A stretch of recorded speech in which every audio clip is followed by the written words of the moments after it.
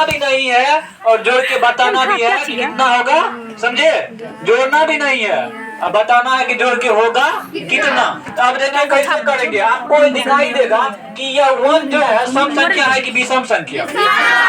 3 क्या है, 5 क्या है, और 7 क्या है, 9 क्या है। तो सारा संख्या विषम है। क्या है? सारा संख्या विषम है, समझे? और सुन लीजिए, कोई बीच का विषम संख्या छूट भी रहा है, लगातार लगातार 1 के बाद 3, 3 के बाद 5, 5 के बाद 7, 7 के बाद लगातार है ना। तो एक फार्मूला आता है, क्या आता है? मुझे नीचे कर लो। परफॉर्म मेरी विषम ये भगवान कॉपी दे दिया। अरे मुंडी हम लगातार विषम संख्या है का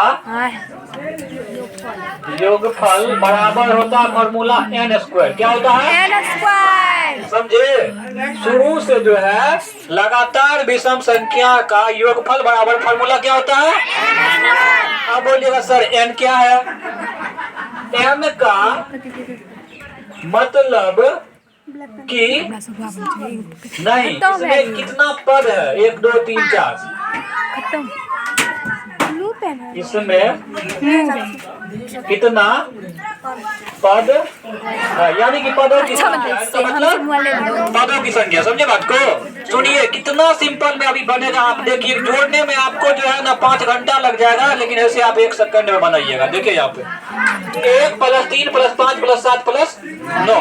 हम देख रहे हैं 1 भी विषम संख्या, 3 भी विषम, 5 भी विषम, 7 भी विषम, 9 भी विषम, और लगातार है, बीच का कोई संख्या छूट नहीं रहा है। लगातार विषम संख्या का योगफल बराबर फॉर्मूला होता है n²। क्या फॉर्मूला होता है? n²। स्क्वायर का मतलब समझ में करते 2 बार गुना 2 बार। आप पूछिएगा सर n क्या है? n है पदों की संख्या। क्या है? n का मतलब है इसमें कितना पद है। पद का मतलब है जहाँ से जोड़ रहे हैं वहां से पद अलग। 1 पद, 2 पद, 3 पद, 4 पद, 5 पद। क्या को पद है? 5 गो। तो हम यहाँ पर लिखेंगे n बराबर कितना रे? 5। 5। अब योगफल बराबर क्या फॉर्मूला है? n के जगह पे क्या दीजिएगा? 5 का स्क्वायर। n का मान 5 ना है। 5 का स्क्वायर कितना हो जाएगा?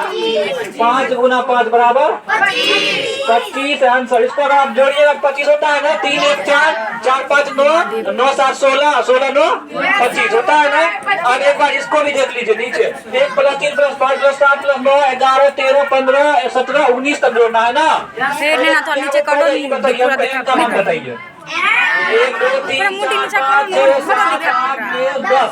n का मान कितना है? 10। आप ठीक है सी योगफल बराबर क्या हो जाएगा? योगफल बराबर n²। क्या होता है? n²। n की जगह पे कौन आ जाएगा? 10 का स्क्वायर। 10 n की जगह पे कौन आ जाएगा? 10 का स्क्वायर। तब जाके आंसर होगा 10 गुना 10 कितना? 100। अभी बताइए इसको अगर हम जोड़ते तो कितना देर लगता? समझे? लेकिन तुरंत निकल जाता है ना। तो आप लोग समझे कि जोड़ना भी नहीं है, योगफल ज्ञातो कैसे कर लेना है, समझे इसको? पहले संख्या गिन लेना, उसमें क्या पद है वो n का मान, उसका स्क्वायर कर देना, उसका स्क्वायर कर देना, समझे? 5 को तो 5 का स्क्वायर, 10 को तो 10 का स्क्वायर, 11 है तो 11 के स्क्वायर। 11 का स्क्वायर कितना होता है?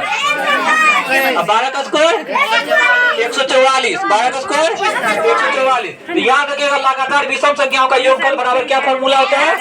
n²। समझे? n का मतलब पदों की संख्या। गिन लेंगे क्या को पद है, उसका स्क्वायर कर लेंगे। और याद रहे सब में नहीं होगा, सिर्फ विषम संख्या में। किसमें होगा? विषम संख्या में। और बीच का एक भी छूटना नहीं चाहिए। लिख लीजिए इसको।